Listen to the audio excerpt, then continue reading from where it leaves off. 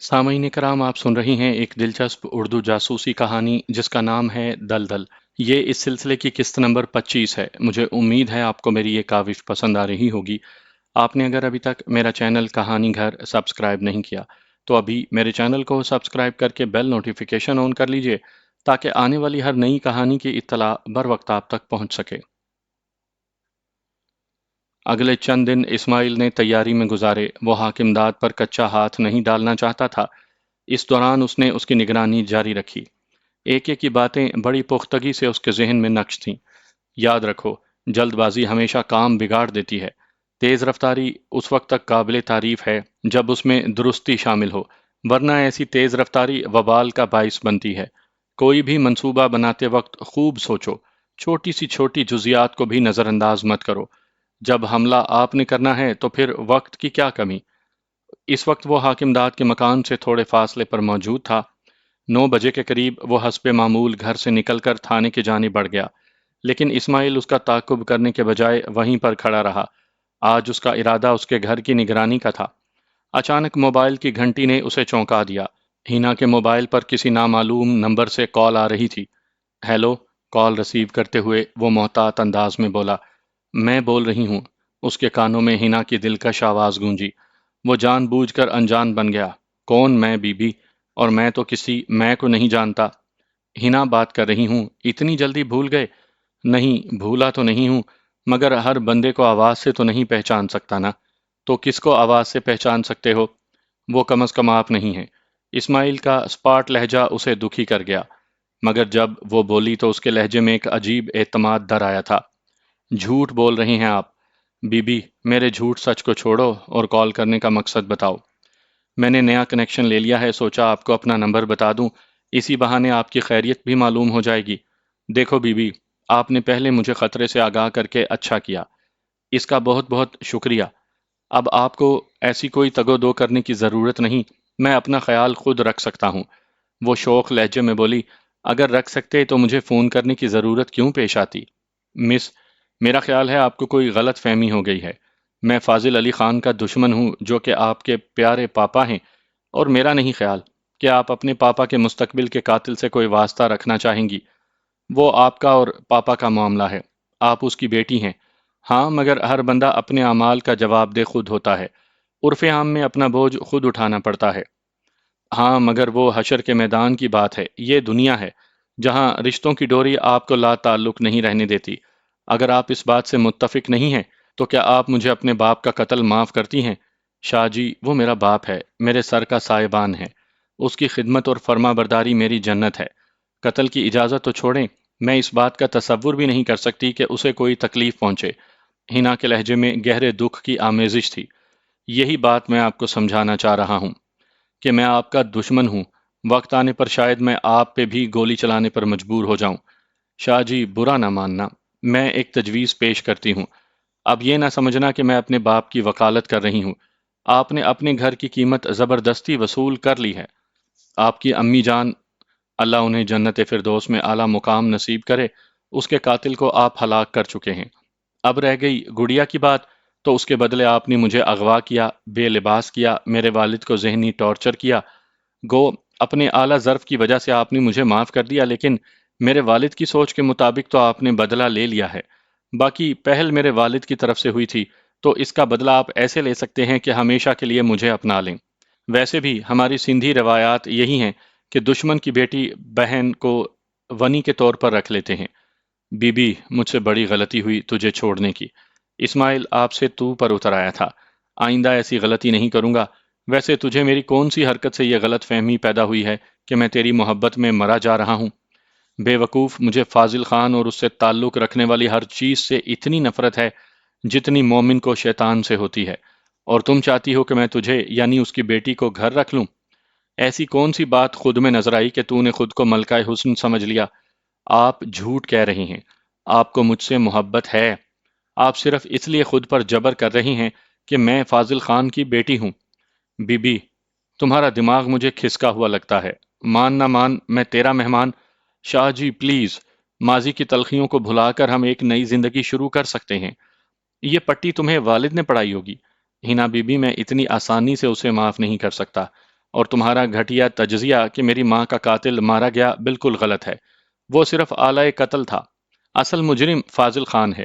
اور تم یہ کیسے کہہ سکتی ہو کہ گڑیا کا بدلہ پورا ہو گیا؟ اسے فاضل خان جیسے نیچ ذہنیت رکھنے والے آدمی نے اپنے کتوں کے آگے ڈال دیا تھا۔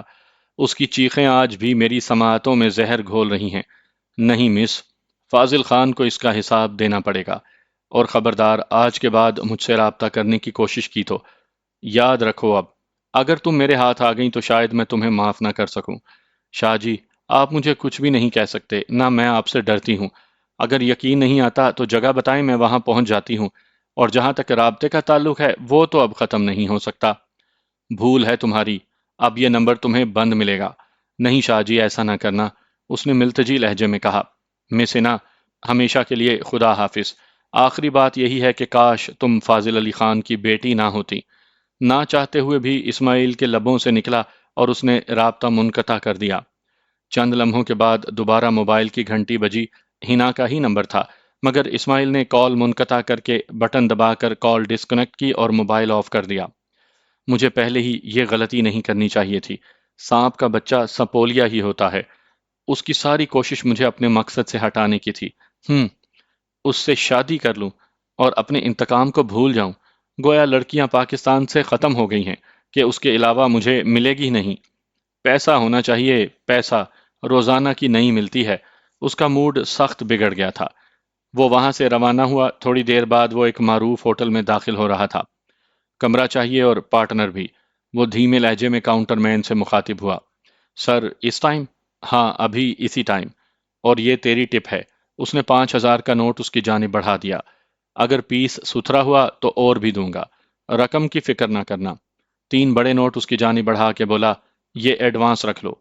ریسیپشنسٹ پیسے وصول کرتا ہوا خوشی سے بھرپور لہجے میں بولا، سر یہ لیں روم کی چابی، آدھے گھنٹے میں پارٹنر آ جاتا ہے، ایک وسکی کی بوتل بھی بھجوا دینا۔ اوکے سر، ریسیپشنسٹ بولا، اور اسماعیل سر ہلاتا ہوا لفٹ کی جانب بڑھ گیا۔ اندر داخل ہو کر اس نے تیسرے فلور کا بٹن پریس کر دیا۔ کمرے میں داخل ہو کر جانے اس کے جی میں کیا آیا کہ وہ ہنا کا موبائل آن کرتے ہوئے اسے کال کرنے لگا۔ پہلی ہی گھنٹی پر کال ریسیو کر لی گئی تھی۔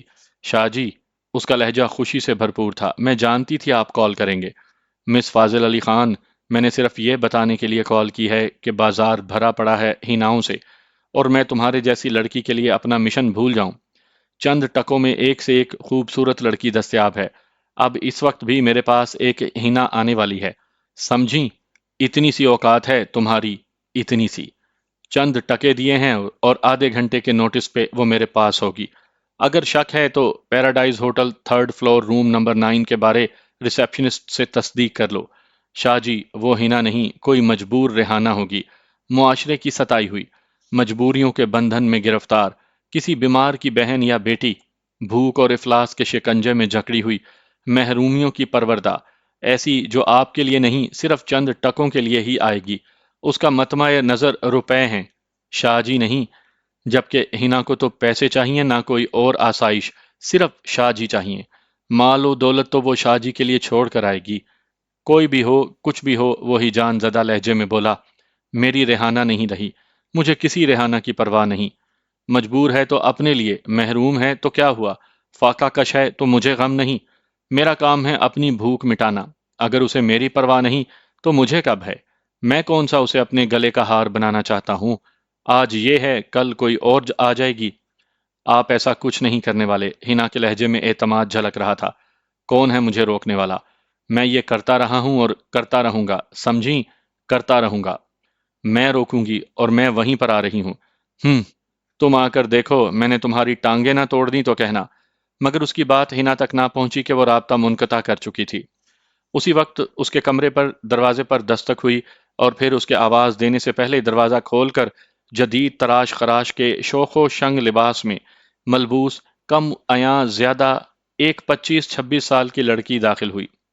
سفید کھلتا ہوا رنگ اور نئے نقش کافی جاذبے نظر تھے۔ گڈ مارننگ سر، وہ دروازے کو اندر سے کنڈی لگاتی ہوئی بولی۔ کنڈی کھول دو، وہ اسپاٹ لہجے میں بولا، اور 11 بجے کون سی مارننگ ہوتی ہے؟ ہماری مارننگ دن 12 بجے سے شروع ہوتی ہے، اس لحاظ سے ابھی سویرا ہے۔ وہ کنڈی کھول کر مسکراتی ہوئی بولی۔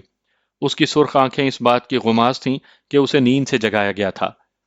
مگر اس کے باوجود اس کی رسمی مسکراہٹ ظاہر کر رہی تھی کہ ریسیپشنسٹ اسے آسامی کے تگڑی ہونے کا مزدہ سنا چکا ہے۔ کنڈی کھول کر اس نے اپنی شولڈر بیگ کو کھول کر وسکی کی سربہ مہر بوتل نکالی اور اسماعیل کے سامنے تپائی پر رکھ دی۔ دیوار گیر الماری سے خوبصورت ڈیزائن کے 2 گلاس نکال کر اس نے وہ بھی تپائی پر رکھے اور اسماعیل کے ساتھ ہی صوفے پر جڑ کر بیٹھ گئی۔ تو سر کیا خیال ہے؟ چند لمحے خاموش رہنے کے بعد جب اس نے اسماعیل کی جانب سے کوئی پیش قدمی نہ دیکھی تو مترنم آواز میں مستفسر ہوئی، آپ اگر ساتھ والے صوفے پر تشریف لے جائیں تو مہربانی ہوگی۔ میں سمجھی نہیں سر، اس کا لہجہ الجھا ہوا تھا۔ میرا خیال ہے مجھے روم نمبر 9 ہی بتایا گیا تھا۔ یہ روم نمبر 9 ہی ہے، اسماعیل بولا اور اسے حرکت نہ کرتا دیکھ کر وہ خود وہاں سے اٹھ کر بیڈ کی پائنتی کی جانب بیٹھ گیا۔ نرم تکیہ اٹھا کر اس نے گود میں رکھ لیا تھا۔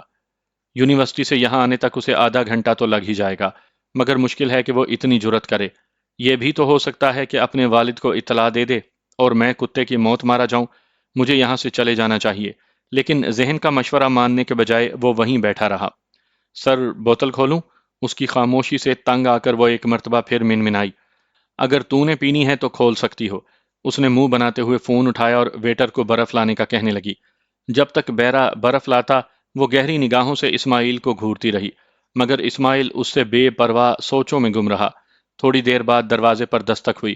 یس، وہ بآواز بلند بولی اور بیرا ٹرے میں آئس کیوبز لے کر اندر داخل ہوا۔ ٹرے بوتل کے ساتھ تپائی پر رکھ کر وہ جس طرح اندر داخل ہوا تھا اسی طرح خاموشی سے باہر نکل گیا۔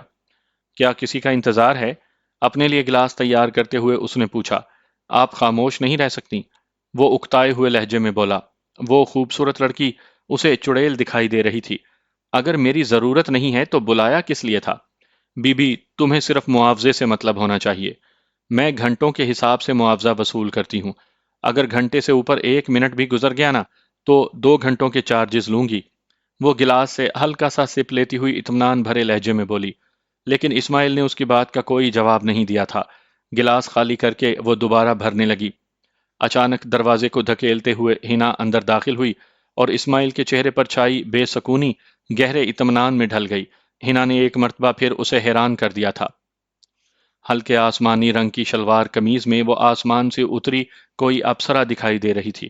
اسے دیکھ کر وہ فاحشہ بھی حیران رہ گئی۔ وہ سیدھی اس فاحشہ کے سامنے پہنچی۔ مس، اب آپ جا سکتی ہیں۔ مجھے تم نے نہیں بلایا تھا کہ میں تمہارے کہنے پر چلی جاؤں، وہ بدتمیزی سے بولی۔ ہنا نے پیچھے مڑ کر اسماعیل کو گہری نگاہوں سے دیکھا۔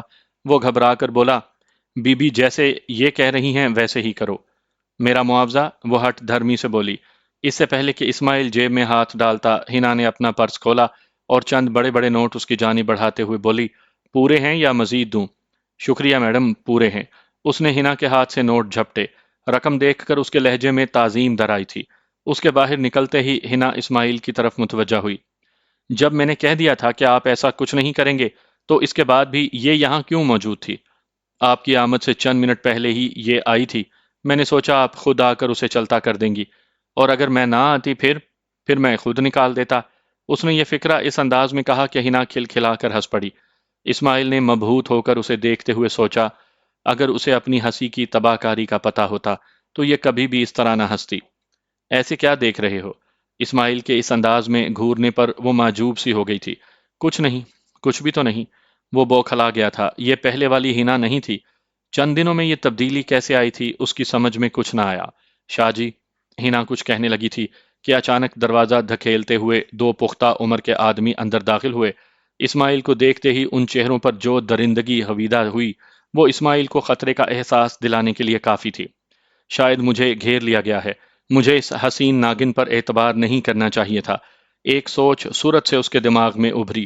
ہنا کے حسن سے متاثر ہونے والے دل میں اس کی نفرت ابھری، مگر وہ اس سوچ اور نفرت کو سر سے جھٹک کر ان کا گھیرا توڑنے کی تدبیر سوچنے لگا۔ اگر وہ فاضل خان کے ہاتھ چڑھ جاتا تو اس کی زندگی کی ضمانت نہیں دی جا سکتی تھی۔ اپنی بیٹی کو چارہ بنا کر اس نے بہت بڑی چال چلی تھی۔ دونوں آدمی جارحانہ انداز میں اسماعیل کی طرف بڑھے۔ تم دونوں یہاں کیوں آئے ہو؟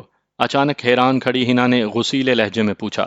ہنا کی بات کو درخور اعتنا نہ سمجھتے ہوئے ان کی پیش قدمی جاری رہی، لیکن اس سے پہلے کہ وہ اسماعیل کے قریب پہنچتے وہ ہوا میں اچھلا اور اس کی سیدھی کک سامنے والے کی چھاتی پر لگی۔ وہ پشت کے بل زمین پر گر پڑا۔ دوسرے نے جیب میں ہاتھ ڈال کر ہتھیار نکالنے کی کوشش کی، لیکن گرنے کے ساتھ ہی اسماعیل اپنے بائیں پاؤں پر گھوم گیا تھا۔ اس کا دایاں پاؤں دوسرے آدمی کی گردن پر لگا اور وہ بھی دوسرے کے ساتھ لیٹ گیا۔ اسی اثنا میں پہلا آدمی اچھل کر کھڑا ہوا، لیکن یہ کھڑا ہونا اسے راس نہ آیا کہ اسماعیل نے اپنی موومنٹ میں ٹھہراؤ نہیں آنے دیا تھا۔ دایاں قدم زمین پر لگتے ہی وہ اسی قدم پر اچھلا اور بایاں گھٹنا کھڑے ہونے والے کی پسلیوں کے نیچے ٹکرایا۔ اوہ کی آواز کے ساتھ ہی وہ دوہرا ہوا اور سجدے کے انداز میں فرش پر ڈھیر ہو گیا۔ ڈیل ڈول کے لحاظ سے وہ اسماعیل کے برابر کے تھے، مگر جسمانی داؤ پیچ سے نا واقف ہونے کی وجہ سے آسان ٹارگٹ ثابت ہوئے تھے۔ اسماعیل نے جھک کر ان کی جیبوں کی تلاشی لی اور ایک کی جیب سے 30 بور پسٹل برآمد ہوا، مگر دوسرے کی جیب سے نکلنے والے پسٹل کو دیکھ کر اسماعیل کی باچھیں کھل گئیں۔ وہ گلوک 19 آسٹریا کا ایجاد کردہ اعلیٰ کوالٹی کا پسٹل تھا۔ اس کا ویپن انسٹرکٹر اس پسٹل کی بڑی تعریف کیا کرتا تھا۔ وزن میں عام پسٹلز کے مقابلے میں ہلکا، جسامت میں چھوٹا، لیکن کارکردگی میں بہت آگے تھا۔ اس کی سب سے بڑی خوبی یہ تھی کہ دوران فائر اس میں رکاوٹ نہیں آتی تھی، ورنہ عام پسٹل عموماً زیادہ فائر ہونے کے بعد رکنے لگتے ہیں۔ 30 بور کمرے کے کونے کی طرف اچھال کر اس نے گلاک سیدھا کیا۔ فاضل خان کے تمام کتے کسی نہ کسی طرح اس کی بربادی میں ملوث رہ چکے تھے۔ ان سب کے لیے وہ اپنے دل میں رحم کی رمق بھی نہیں پاتا تھا۔ نہیں شاہ جی، اس کا ارادہ بھانپتے ہی ہنا چیختے ہوئے اس کی جانب بڑھی۔ اس کا ارادہ اسماعیل کی کلائی پکڑنے کا تھا، مگر اس کے بجائے اس کا ہاتھ پسٹل پر پڑا اور اس نے بدحواسی میں پسٹل ہی کو اپنی جانب کھینچ لیا۔ اسماعیل کی انگلی ٹریگر گارڈ کے اندر تھی۔ اس نے ٹریگر سے انگلی ہٹانے کی کوشش کی، مگر بدقسمتی سے وہ بر وقت انگلی نہ ہٹا سکا۔ ہنا کے کھینچنے سے ٹریگر پریس ہوا اور کمرہ گلاک کے فائر سے گونج اٹھا، جس کے ساتھ ہنا کی چیخ بھی شامل تھی۔ وہ اپنے پیٹ پر ہاتھ رکھ کر نیچے جھکتی چلی گئی۔ ہنا! اسماعیل چیختے ہوئے نیچے بیٹھا۔ ہنا ہوش میں تھی اور اس کے چہرے پر اذیت کے تاثرات واضح تھے۔ اسماعیل نے پسٹل جیب میں ڈال کر ہنا کے گلے میں جھولتا دوپٹہ صورت سے اس کے پیٹ پر باندھا اور اسے اپنے بازوؤں میں بھر کر کمرے سے باہر نکل آیا۔ ہنا کے ہونٹوں سے درد بھری کراہیں نکل رہی تھیں، مگر اس نے اسماعیل سے کوئی بات کرنے کی کوشش نہیں کی تھی۔ ارد گرد کے کمروں سے اکا دکا آدمی صورتحال جاننے کے لیے باہر جھانکنے لگے تھے، مگر وہ ان پر توجہ دیے بغیر لفٹ کی طرف دوڑتا چلا گیا۔ لفٹ کے قریب پہنچتے ہی اچانک ایک خیال اس کے ذہن میں آیا اور اس نے سامنے آتے ادھیڑ عمر کے بیرے سے پوچھا، بھائی صاحب، پلیز ہوٹل کے عقبی راستے کی طرف میری رہنمائی کرو۔ ہوٹل کے سامنے میرے دشمن موجود ہیں اور ان سے الجھنے کی صورت میں میری بیوی کی جان جا سکتی ہے۔ آپ دیکھ سکتے ہیں کہ اسے گولی لگی ہے اور اسے فی الفور طبی امداد کی ضرورت ہے۔ مگر یار، اگر مگر کا ٹائم نہیں، میرا ایک ایک سیکنڈ قیمتی ہے۔ میں کہیں بھاگ نہیں سکتا۔ ہوٹل کے رجسٹر میں میرا ایڈریس نوٹ ہے، لیکن اس وقت میرا غائب ہونا بہت ضروری ہے۔ ایک لمحے وہ تذبذب کا شکار نظر آیا، مگر پھر کسی نتیجے پر پہنچتے ہوئے وہ پیچھے مڑتے ہوئے بولا، چلو میرے ساتھ۔ اسماعیل کی لجاجت سے زیادہ اس پر ہنا کی کراہوں نے اثر کیا تھا۔ تھوڑی دیر کے بعد وہ بیرے کی میت میں ہوٹل کی عقبی سیڑھیوں سے ہوتا ہوا ہوٹل کی پشت پر موجود چھوٹے سے گیٹ سے باہر آ گیا۔ ہوٹل کے عقبی جانب بھی مصروف شاہراہ تھی۔ قریب سے گزرنے والی ٹیکسی کو اس نے آواز دی۔ اس کی خوش قسمتی کہ ٹیکسی خالی تھی۔ اس کے ہاتھوں کو مشغول دیکھ کر ٹیکسی ڈرائیور نے جلدی سے اتر کر پچھلا دروازہ کھول دیا۔ وہ ہنا کو ساتھ لیے پچھلی نشست پر بیٹھ گیا اور بیٹھتے ساتھ بولا، کسی اچھے سے پرائیویٹ کلینک میں چلو جو سب سے نزدیک ہو۔ ڈرائیور نے سر ہلاتے ہوئے گاڑی آگے بڑھا دی۔ شاہ جی، قسم سے میں انہیں نہیں۔ آرام سے لیٹی رہو، مجھے پتا ہے۔ اسماعیل اس کے ہونٹوں پر ہاتھ رکھتا ہوا بولا، کہ کیا پتا ہے؟ یہی کہ تم نے میرے خلاف کوئی سازش تیار نہیں کی۔ البتہ یہ تیرے والد کی سازش ہو سکتی ہے۔ نہیں۔ اسماعیل کو محسوس ہوا کہ وہ اپنی صفائی پیش کیے بغیر خاموش نہیں ہوگی، اور اسے بولنے میں جتنی دقت ہو رہی تھی وہ واضح تھی۔ اس نے ایک مرتبہ پھر اس کے ہونٹوں پر مہر لگا دی، مگر اس مرتبہ اس نے اپنا ہاتھ استعمال نہیں کیا تھا۔ ہنا کے زرد پڑتے چہرے پر حیا کی لالی پھیل گئی، لیکن اسماعیل کی اس حرکت کا یہ فائدہ ضرور ہوا کہ دوبارہ اس نے صفائی پیش کرنے کی ضرورت محسوس نہیں کی تھی۔ ڈرائیور، اسے جانتے ہو؟ اسماعیل نے گلاک جیب سے نکال کر سامنے کیا۔ وہ خوبصورت ڈیزائن کا پسٹل مخالف کے لیے کسی درندے سے بھی زیادہ بھیانک تھا۔ صاحب، میں بہت غریب آدمی ہوں۔ ڈرائیور نے بیک مرر میں پسٹل کی جھلک دیکھتے ہوئے رونی آواز میں کہا، میں تمہیں لوٹ نہیں رہا، صرف یہ باور کروا رہا ہوں کہ اگر تم نے کسی کو بھی یہ بتایا کہ تم نے ہمیں کس جگہ پر ڈراپ کیا ہے تو شاید اس کے بعد تمہیں کسی دوسری غلطی کا موقع نہ ملے۔ خدا کی قسم کسی کو نہیں بتاؤں گا۔ قسمیں کھانے کی ضرورت نہیں۔ تم مجھے جس ہسپتال میں لے جاؤ گے اس کا پتہ تمہیں یا مجھے ہوگا، اس لیے میرے دشمن یا پولیس وہاں پہنچی تو اس کا سیدھا سادہ مطلب یہ ہوگا کہ تمہیں طبی موت پسند نہیں۔ پولیس کو کسی اور ذریعے سے بھی تو اطلاع مل سکتی ہے۔ فکر مت کرو، پولیس میں اپنے کافی جاننے والے موجود ہیں، بات چھپ نہیں سکے گی۔ ڈرائیور تھوک نگلتا ہوا خاموش ہو گیا۔ وہ لازماً اس وقت کو کوس رہا تھا جب اس نے اسماعیل کی آواز پر ٹیکسی روکی تھی۔ جلد ہی وہ ایک خوبصورت عمارت کے قریب گاڑی روکتا ہوا بولا، جناب اس جگہ علاج تو کافی مہنگا ہے مگر ڈاکٹر بہت تجربے کار ہیں، آپریشن کی سہولت بھی ہے۔ گڈ، گاڑی اندر لے چلو۔ اور ڈرائیور سر ہلاتے ہوئے گاڑی ہسپتال کے اندر لے گیا۔ اسماعیل نے جیب سے 2 بڑے بڑے نوٹ نکال کر ڈرائیور کی گود میں پھینکتے ہوئے کہا، یہ تیرا انعام ہے۔ ڈرائیور نے اس کا شکریہ ادا کیا مگر وہ اس کی بات پر توجہ دیے بغیر ہینا کو گود میں اٹھائے ٹیکسی سے باہر نکل آیا۔ ہینا کے خوبصورت چہرے پر تکلیف کے آثار نمایاں تھے، ضبط کے باوجود اس کے ہونٹوں سے کراہیں پھسل رہی تھیں۔ اسماعیل ہاسپٹل کی اندرونی عمارت کی طرف بڑھا۔ وہ بمشکل دروازے تک پہنچ پایا تھا کہ 2 نرسنگ اسسٹنٹ اسٹریچر دھکیلتے ہوئے وہاں پہنچ گئے۔ اسماعیل نے ہینا کو اسٹریچر پر لٹا دیا۔ جیسے ہی انہوں نے اسٹریچر دھکیلا، ہینا نے اسماعیل کی کلائی کو مضبوطی سے تھام لیا۔ ہنی، میں تیرے ساتھ ہوں، وہ اس کے ساتھ قدم بڑھاتا ہوا بولا، اور جب تک تم تندرست نہیں ہو جاتی میں یہیں رہوں گا۔ اس کی بات سن کر ہینا کے چہرے پر اطمینان بھری مسکراہٹ نمودار ہوئی اور اس نے آنکھیں موند لیں۔ سر، انہیں کیا ہو گیا ہے؟ پلیز آپ استقبالیہ پر نوٹ کروا دیں، ہم اسے ایمرجنسی وارڈ میں لے جا رہے ہیں۔ ٹھیک ہے، کہہ کر وہ کوئی مناسب بہانہ سوچتے ہوئے استقبالیہ کی طرف بڑھا۔ ہینا کو گولی لگی تھی اور پولیس رپورٹ کے بغیر انہوں نے لازماً ہینا کا علاج شروع نہیں کرنا تھا۔ استقبالیہ کاؤنٹر کی طرف جاتے ہوئے اس کی نگاہ دیوار کے ساتھ لگی بڑی ٹی وی سکرین پر پڑی جس میں لبرٹی مارکیٹ میں ہونے والے ایک دھماکے اور اس کے بعد ہونے والی فائرنگ کی بابت خبر نشر ہو رہی تھی۔ آج کل تو یوں بھی وطن عزیز میں دھماکے اور فائرنگ ایک معمول کا کام بن گئی تھی۔ جی سر، ریسیپشنسٹ گرل کاروباری مسکراہٹ سے مستفسر ہوئی۔ میری مسز کو گولی لگی ہے اور اس وقت وہ ایمرجنسی وارڈ میں ہے۔ سر، یہ تو پولیس کیس ہے اور بی بی یہ پولیس کیس نہیں ہے، یہ نظر آ رہا ہے۔ اس نے ٹی وی سکرین کی طرف اشارہ کیا۔ ان ننگ انسانیت اور ملک دشمن عناصر کے خلاف کیا رپورٹ کروں؟ کس کو بتاؤں؟ کون سا دروازہ کھٹکھٹاؤں؟ مگر سر، آپ تو کہہ رہے ہیں کہ گولی لگی ہے۔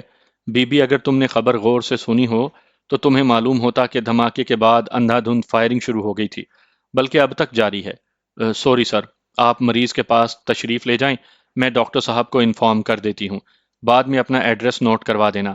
تھینکس، اب ذرا ایمرجنسی وارڈ کی طرف بھی رہنمائی کر دو۔ اتنا مشکل مرحلہ آسانی سے طے ہوتا دیکھ کر اس نے اطمینان بھری سانس لی تھی۔ ریسیپشنسٹ اسے ایمرجنسی وارڈ کے بارے میں گائیڈ کرنے لگی۔ ہاں کوڑل، کیا بات ہے؟ فاضل خان نے کال رسیو کی۔ سیٹھ صاحب، چھوٹی بی بی نے ابھی تھوڑی دیر پہلے اچانک حکم دیا کہ پیراڈائز ہوٹل چلو۔ اس وقت ہم ہوٹل میں پہنچ چکے ہیں، ہمیں گاڑی میں رکنے کا کہہ کر وہ اندر چلی گئی ہیں۔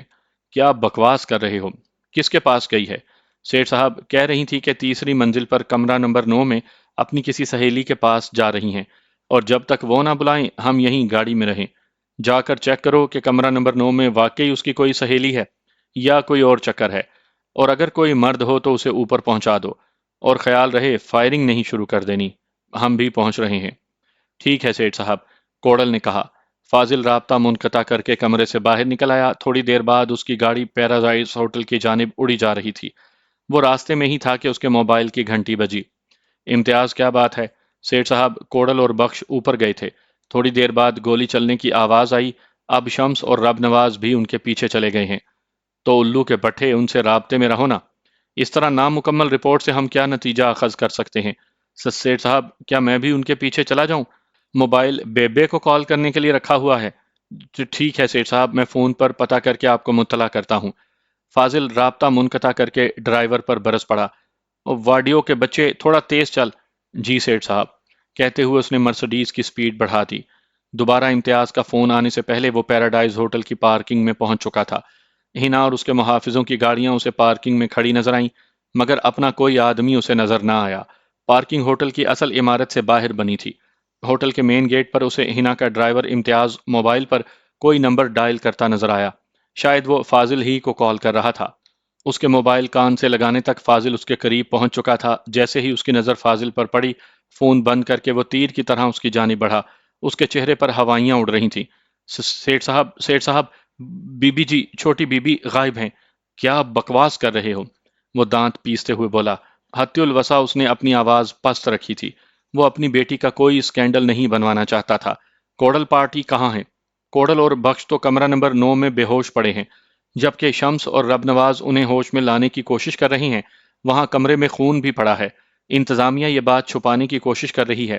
رب نواز کہہ رہا ہے کہ اسے 3rd فلور پر کچھ آدمیوں سے پتا چلا ہے کہ گولی کسی لڑکی کو لگی ہے، جسے ایک لمبا نوجوان وہاں سے اٹھا کر لے گیا ہے۔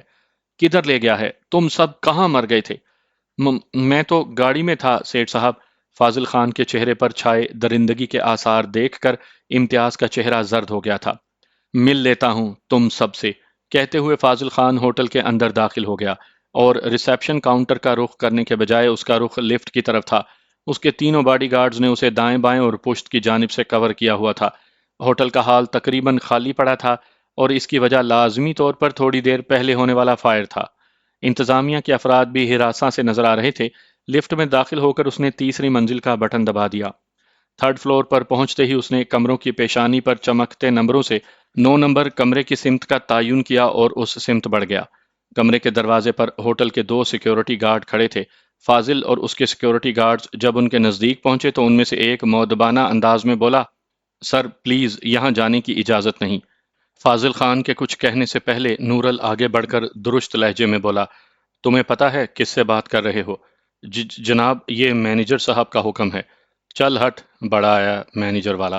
نورل نے اسے بازو سے پکڑ کر سائڈ پر دھکیلا اور کمرے کا دروازہ فاضل خان کے لیے کھول دیا۔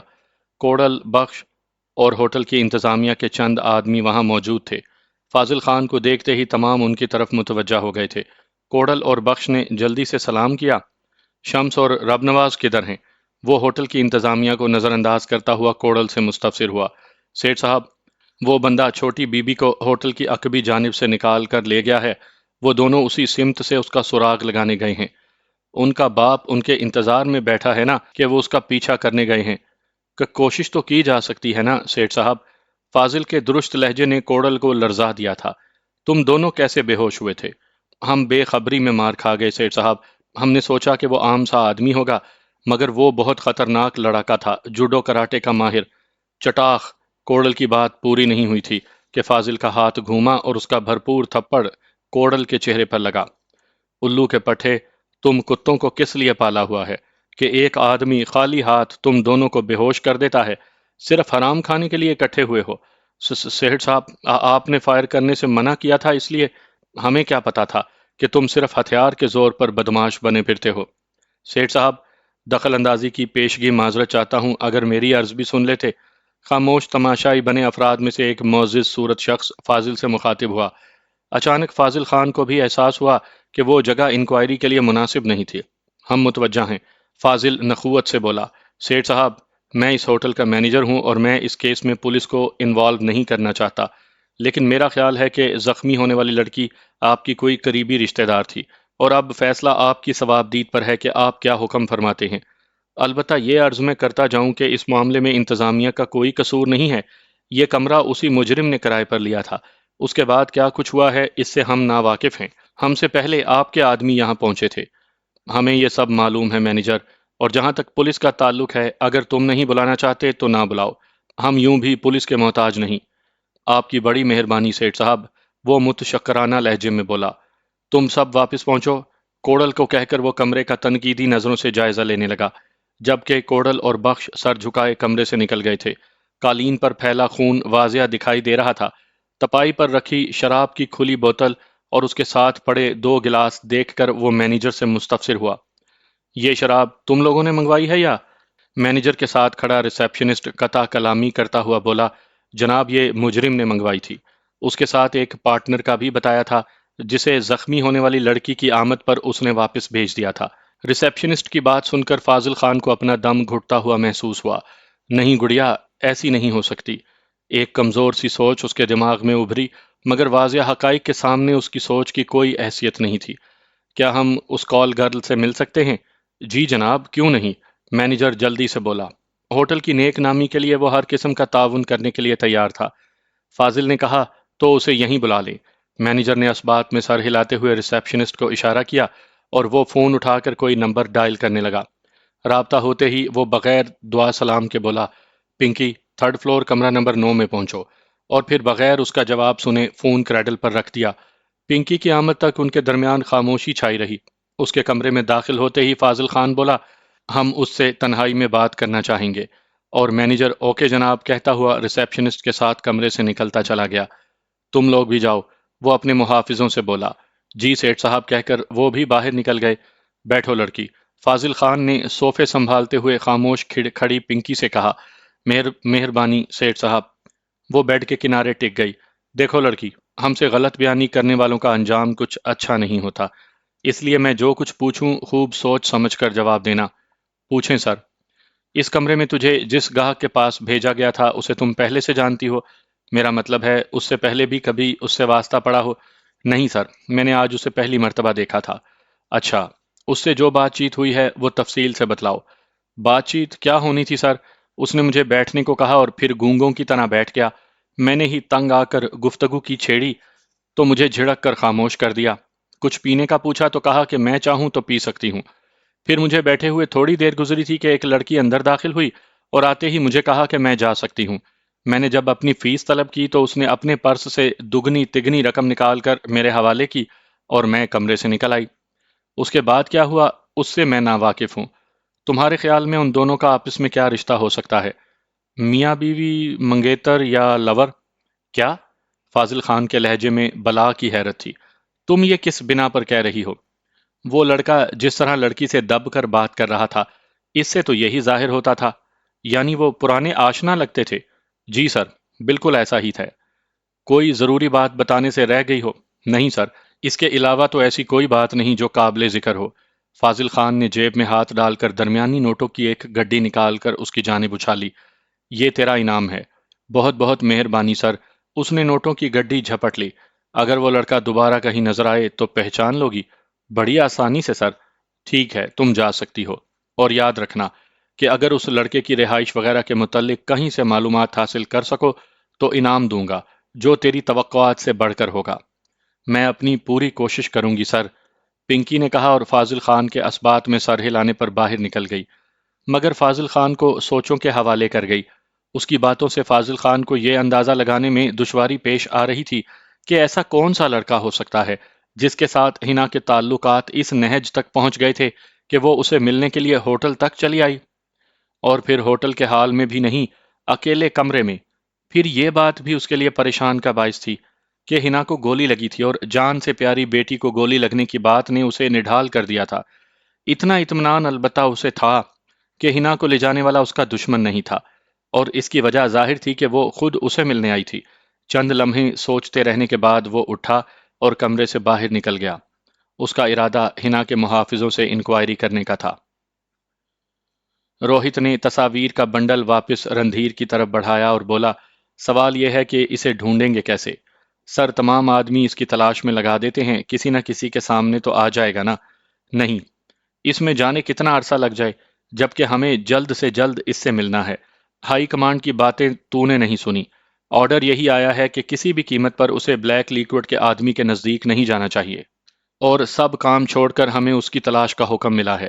اس کے علاوہ یہ بھی سوچو کہ اسماعیل پاکستانی سرکار کی نظر میں مجرم ہے، اس لیے وہ لازماً اپنے اصل حلیے میں باہر نہیں نکلتا ہوگا۔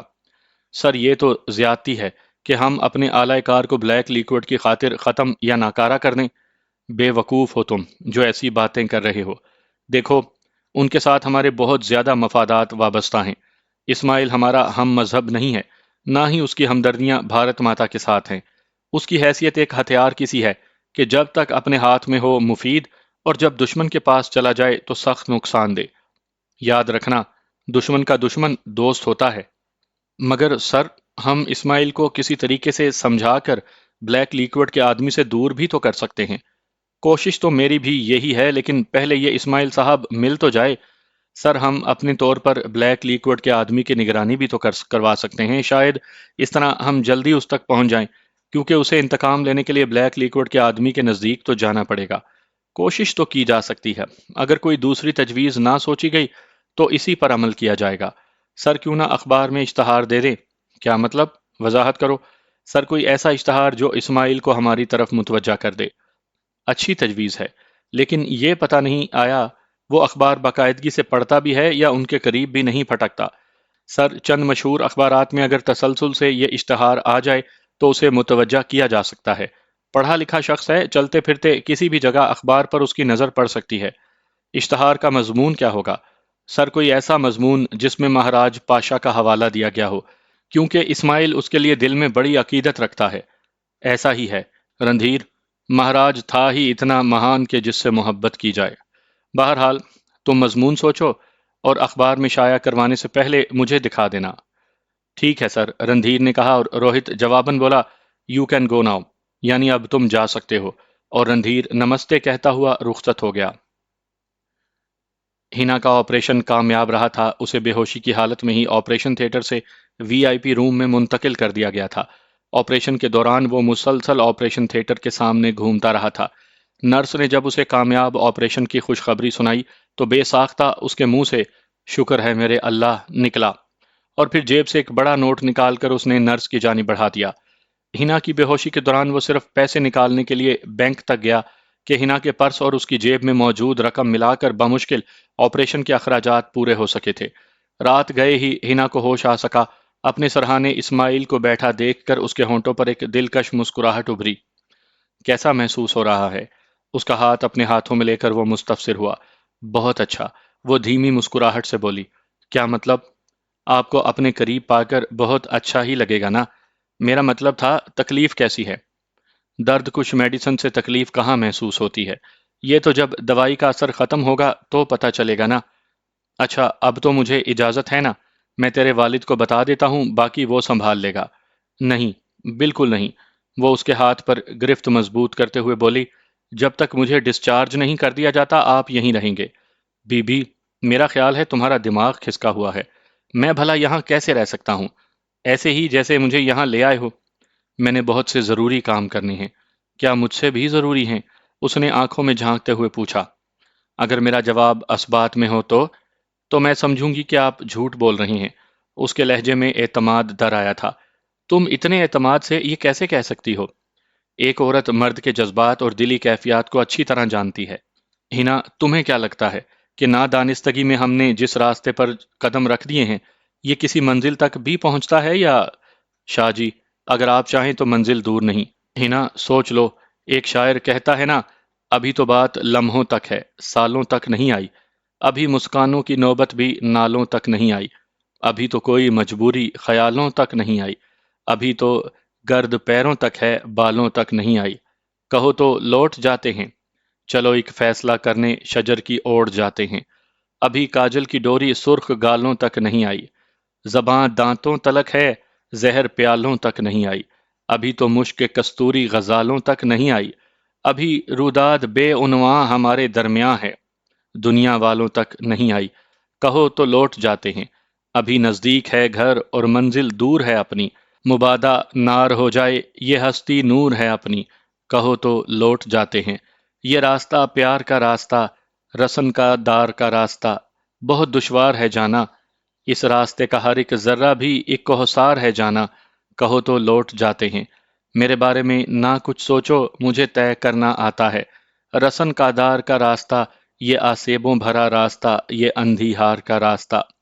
تمہارا نرم و نازک ہاتھ ہو گر میرے ہاتھوں میں تو میں سمجھوں کہ جیسے دو جہاں ہیں میری مٹھی میں۔ تمہارا قرب ہو تو مشکلیں کافور ہو جائیں، یہ اندھے اور کالے راستے پر نور ہو جائیں۔ تمہارے گیسوؤں کی چھاؤں مل جائے تو سورج سے الجھنا بات ہی کیا ہے۔ اٹھا لو اپنا سایہ تو میری اوقات ہی کیا ہے۔ میرے بارے میں نہ کچھ سوچو، تم اپنی بات بتلاؤ۔ کہو تو چلتے رہتے ہیں، کہو تو لوٹ جاتے ہیں، کہو تو لوٹ جاتے ہیں۔ شاہ جی، ہینا نے اس کا ہاتھ اپنے ہونٹوں پر رکھا اور اس کی آنکھوں سے آنسو بہنے لگے۔ ایک بات یاد رکھنا ہینا، میں سیٹھ فاضل خان کو کسی بھی صورت معاف کرنے کے لیے تیار نہیں۔ اسے گڑیا کی پامالی کا حساب دینا پڑے گا۔ جیسے زیریں آسماں مجھے سب سے زیادہ محبوب تیری ذات ہے، اسی طرح سب سے زیادہ نفرت مجھے فاضل خان سے ہے۔ ہینا خاموشی سے آنسو بہاتی رہی۔ اپنے باپ کی موت اسے کبھی بھی گوارا نہیں ہو سکتی تھی، اور پھر اسماعیل شاہ تو کچھ ایسے اس کے دل و دماغ پر چھا گیا تھا کہ اس کے بغیر زندگی کا تصور بھی اسے محال لگتا تھا۔ اسے سمجھ میں نہیں آ رہی تھی کہ کیا کہے۔ باپ کی وکالت کرنے پر شاید اسماعیل کو لگتا کہ اس کا اسماعیل کے نزدیک آنا اپنے والد کو بچانے کے لیے ہے، اور اسماعیل کی ناراضگی کی وہ متحمل نہیں ہو سکتی تھی۔ چند لمحے خاموش رہ کر وہ بولی، شاہ جی پلیز کسی اور موضوع پر بات کریں، اور موضوع یہ ہے کہ میں زیادہ سے زیادہ کل کا دن تمہارے ہمراہ گزار سکتا ہوں، اس کے بعد مجھے لازماً جانا پڑے گا۔ آپ ذرا جا کر دکھائیں۔ کوئی زبردستی ہے کیا؟ بالکل زبردستی ہے۔ پاگل نہ ہو تو۔ اور وہ اسماعیل کی بات سن کر اسے چڑھانے کے انداز میں مسکرانے لگی۔